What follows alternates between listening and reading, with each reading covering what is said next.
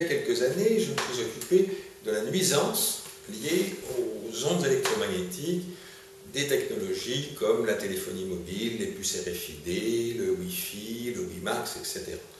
Cette activité de lanceur d'alerte m'a occupé une dizaine d'années, et là, je reprends une activité un peu similaire, mais je vais dénoncer quelque chose qui est très préoccupant aujourd'hui, qui est la perspective de dictature électronique, de mise en place d'un système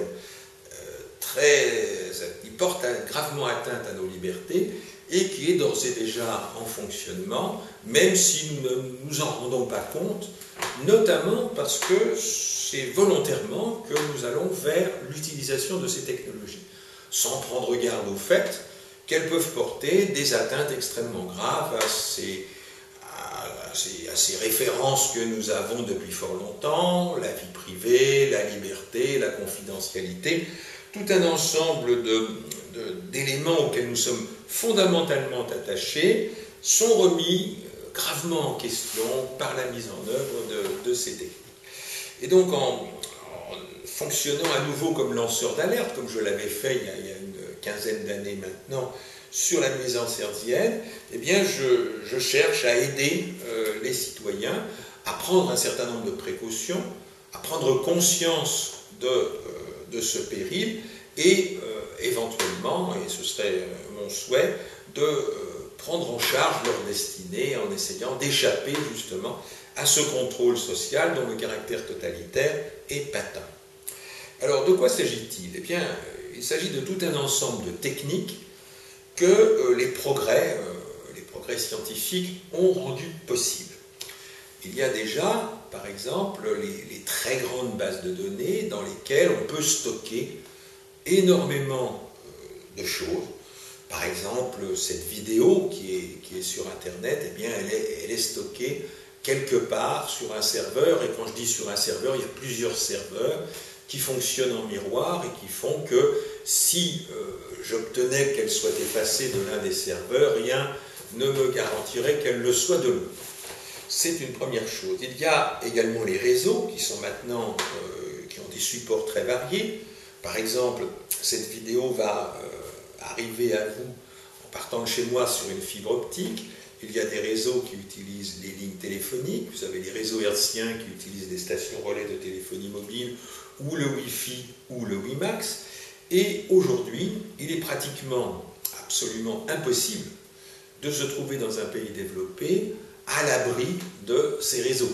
On est baigné dans un nuage électromagnétique qui permet un traçage, une géolocalisation extrêmement fine de tout un chacun dès lors qu'il a un téléphone portable. Et quand je parle de ces informations qui sont captées à peu près partout, eh bien ces informations, aujourd'hui avec l'informatique dans le nuage, ces informations sont disponibles pour les États, pour des organisations puissantes privées. Ces informations sont disponibles et vous voyez tout un ensemble de choses qui concernent votre vie de tous les jours, qui concernent votre famille, qui concernent vos amis. Eh bien, toutes ces données, toutes ces informations sont stockées par des personnes en partie à votre insu. Même si au départ, il y a un acte volontaire dans le fait d'utiliser un téléphone portable ou d'utiliser les réseaux sociaux. Par exemple, quand vous utilisez les réseaux sociaux, quand vous utilisez le courriel sur Internet, quand vous utilisez les SMS, eh bien, toutes ces informations que vous échangez, elles sont potentiellement stockées. Or, bien sûr, ils ne vont pas stocker systématiquement toutes les informations échangées par tout un chacun, même ces immenses bases de données très performantes risqueraient la saturation, bien que de ce point de vue-là, les précautions aient été prises. Mais en réalité, potentiellement, dès que vous avez des activités qui sont susceptibles de gêner telle ou telle organisation puissante, eh bien, vous avez de fortes chances d'être l'objet d'un suivi et d'un traçage très, très précis et très efficace. Donc ça, c'est préoccupant parce que vous avez donc avec ces technologies des risques importants. Et ce sont des risques qui vont se préciser de manière très sérieuse. je vais prendre un exemple qui est, par exemple, l'utilisation des puces RFID, c'est-à-dire l'identification par radiofréquence. Ces puces RFID sont déjà implantées dans les animaux. Vous avez des animaux domestiques ou des animaux d'élevage, eh bien ils ont cette puce RFID qui permet de les identifier, de les retrouver éventuellement, etc. Eh bien, il est question de généraliser l'utilisation de ces puces RFID pour que, par exemple, on ait ce qu'on appelle l'Internet des objets. Alors ça va permettre effectivement de supprimer les caisses enregistreuses dans les supermarchés, puisque chaque article que vous prenez dans un rayon, eh bien chaque article étant muni de sa puce RFID, quand vous traverserez le portique de sortie, eh bien automatiquement l'ensemble de vos achats sera enregistré, la facture produite et le paiement sera fait également sans contact.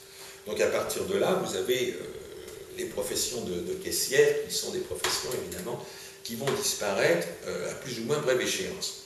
Cet Internet des objets est présenté de manière extrêmement positive, parce qu'on va vous dire, voilà, vous allez à un moment donné perdre votre parapluie. Eh bien, ayant perdu ce parapluie, vous allez rentrer chez vous, peut-être un peu mouillé, vous allez chercher sur votre ordinateur, ou même avant, au cours de votre périple, vous allez sur votre téléphone portable interroger une base de données, et voilà, tel parapluie avec un identifiant quelconque, ou bien il sera déjà connu dans votre téléphone, je l'ai perdu et la réponse arrivera très vite, vous saurez qu'il est sur la ligne B du tramway, entre les telle station. Et donc, vous n'aurez qu'à téléphoner ou faire je ne sais trop quoi pour retrouver ce parapluie.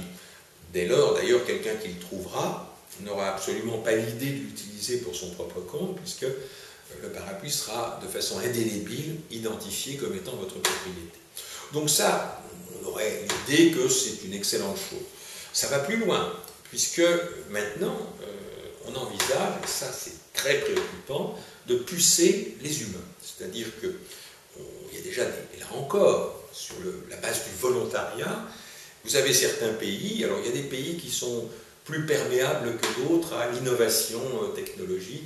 Ces innovations technologiques sont fréquemment, disons, créées aux États-Unis, et en Europe, il y a par exemple deux pays qui sont un petit peu plus perméables que les autres, c'est l'Espagne et la Suède. En Suède, il y a une entreprise qui oblige ses salariés à se faire injecter sous la peau une telle puce. C'est un véritable scandale, mais le salarié n'a pas trop la possibilité de refuser cette implantation, parce qu'on pourrait lui dire qu'à ce moment-là, il refuse de travailler, et on pourrait le remercier. Donc d'une part, la possibilité de refuser n'est pas simple, et d'autre part, il y a, par rapport à ce qu'on a habituellement, les horloges pointeuses, les différents contrôles qui sont afférents à la vie d'une entreprise, on a quelque chose qui est quand même beaucoup plus préoccupant quant au pouvoir de l'employeur sur son salarié. Et puis, dans des discothèques espagnoles, eh bien, on demande aux clients de se faire injecter, là encore sous la peau, un dispositif identique. Alors on dit sous la peau, en fait c'est censé ne pas aller dans le muscle, mais il se trouve que les personnes qui sont en charge de cette mise en place n'ont sans doute pas de formation médicale suffisante, et en fait les objets en question vont dans le muscle, et c'est très douloureux quand on veut s'en débarrasser. Il faut aller en chirurgie et c'est pas quelque chose de simple. Donc on a déjà cette arrivée des puces RFID, mais ce qui va nous faire souci dans peu de temps, c'est la miniaturisation. Un objet de la taille d'un grain de riz sous la peau, on imagine des réticences importantes. Par contre, on a aujourd'hui d'ores et déjà dans les laboratoires des dispositifs du même type, mais beaucoup plus petits, qui font moins de 1 mm², qui sont presque, dans certains cas, peu visibles à l'œil nu. Dans très peu de temps, on en arrivera à des dispositifs complètement invisibles, qui auront la taille de quelques micromètres, voire encore moins. Et évidemment, ces outils de traçage pourront être instillés ou ingérés ou installés dans l'organisme à l'insu de la personne. On pourrait mettre ça dans un médicament, dans un vaccin, je ne sais quoi. Et donc on va vers une société où chaque individu sera à distance identifiable, c'est-à-dire par un système de radiodétection, on pourra tout savoir, ou pratiquement tout savoir sur une personne. On aura par exemple dans cette puce, on aura l'équivalent d'un numéro de sécurité sociale, d'un matricule comportant un nombre de chiffres suffisant. La base de données centrale permettra d'exhiber la totalité du fichier de la personne, et où que vous soyez dans la vie quotidienne, eh bien, vous ne serez jamais certain de ne pas être tout simplement suivi de façon très fine avec votre dossier qui vous suivra, qui vous collera à la peau, là au sens propre du terme. Vous aurez votre dossier électronique en vous-même, et bien entendu, vous n'aurez plus aucune notion de confidentialité de quelque sorte que ce soit. Alors, il faut s'attendre à ce que ces choses soient présentées de manière très positive. On va vous dire, écoutez, vous vous rendez compte de la commodité que cela représente. Vous n'avez plus besoin d'argent. La monnaie, les billets, les pièces, tout ça, c'est du passé. Vous allez passer dans un certain nombre de portiques.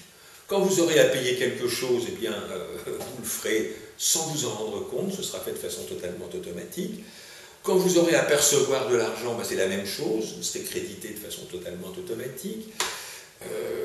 Quand vous aurez à conduire une voiture de telle ou telle catégorie, ben votre permis de conduire va automatiquement être reconnu par le véhicule qui va d'une part ouvrir ses portes et d'autre part vous donner accès au contact et au démarrage.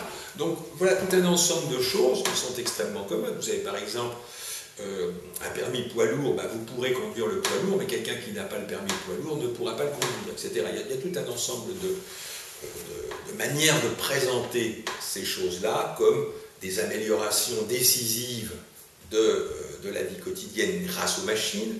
Et comme ces machines sont disponibles et que leur mise en place doit être faite le plus rapidement possible, eh bien, il suffira de présenter les choses de façon, disons, positive, en montrant que c'est un progrès décisif, une simplification, et il y aura bien sûr des grincheux, et bien ces grincheux, eh bien, on leur expliquera d'une part que ça va permettre de régler complètement la question du terrorisme, que ça va permettre de régler complètement la question de la fraude fiscale, et que ça va simplifier considérablement les formalités administratives, bancaires et autres.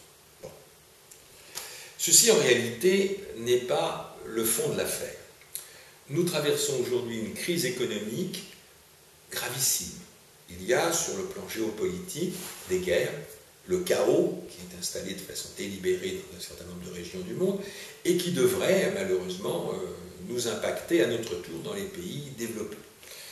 Il est à prévoir, compte tenu de la perte totale de perspective pour la classe moyenne, il est à prévoir qu'il y ait des troubles sociaux graves en France, en Espagne, en Italie, enfin en Grèce, ça a commencé. Donc on est tout proche, tout près de l'irruption de troubles sociaux graves. Et les dirigeants sont inquiets. Ils sont inquiets parce qu'effectivement, dans nos pays, il y a une classe moyenne assez puissante, il y a des gens qui sont bien sûr fortement, je dirais, un petit peu décervelés par les grands médias, mais malgré tout, il existe encore un certain nombre de gens qui réfléchissent et qui voient ce qui se passe. Voyant ce qui se passe, eh bien, ils vont probablement se révolter ou manifester, ou disons s'opposer à cette évolution de la société qui ne convient à proprement parler à personne. Alors il y a tout un ensemble de dispositifs d'ingénierie sociale qui sont destinés à faire passer la pilule, mais ça passera plus ou moins bien. On va dire que bon, il faut protéger l'environnement, on va consommer moins parce que si, parce que ça. On va dire qu'il faut partager avec d'autres personnes sur la planète quand même, il ne faut pas pousser, etc. On va raconter ça, mais ça risque de ne pas passer, puisque pendant des décennies, on a expliqué aux gens que dans des pays comme la France, eh bien, on avait vocation à avoir, pour un certain nombre de gens, une qualité de vie, un certain bien-être, un certain profil de consommation, et que ceci allait sur le mode d'une croissance permanente, et que les perspectives pour les enfants, par exemple, étaient meilleures et plus porteuses que ce qu'elles avaient été pour les parents. Ceci est terminé. Les limites de la planète, qui ont été décrites il y a déjà maintenant plusieurs décennies par le Club de Rome. On sait que cette idée de finitude de la planète, de fin de la croissance, c'est une idée qui est claire, même si on essaye de la dissimuler par différents artifices. Il y a la finance qui crée des richesses artificielles, enfin tout ça c'est un château de cartes.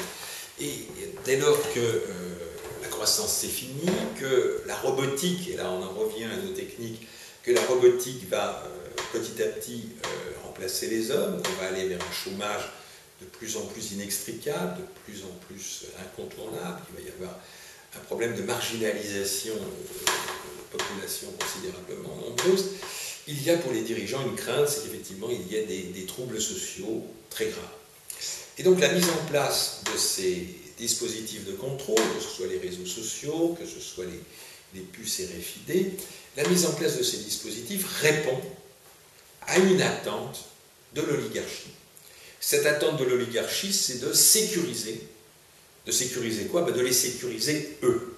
Que les oligarques ne soient pas balayés par une vague révolutionnaire dans telle ou telle région du monde, dans tel ou tel pays développé, du fait que justement la croissance sera grippée de façon radicale.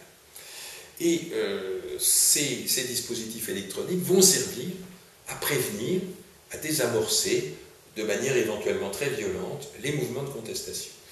Il y a par exemple aux États-Unis ce projet Minerva qui fait appel à des recherches dans les départements de sciences sociales, qui vise à modéliser les phénomènes insurrectionnels et leur propagation. Et cette modélisation est valable aux États-Unis, mais aussi dans tous les pays développés ou ailleurs, même voir comment un mouvement insurrectionnel prend naissance. Et maintenant, ces technologies permettent d'assurer un suivi de ces choses, puisque avec les réseaux sociaux, avec la téléphonie mobile, l'Internet, les SMS, la géolocalisation, on peut savoir où sont les gens, quel est leur réseau, qu'est-ce qu'ils disent sur ces réseaux, etc. Donc il y a d'une part, évidemment, la possibilité, grâce à ces réseaux, de déclencher des mouvements de contestation, mais d'un autre côté, ces mouvements de contestation étant parfaitement repérés, connus et décryptés et analysés par les dirigeants à travers ces technologies, eh bien ces mouvements de contestation ont une forte probabilité d'être tués dans l'œuf quelque part ou infiltrés.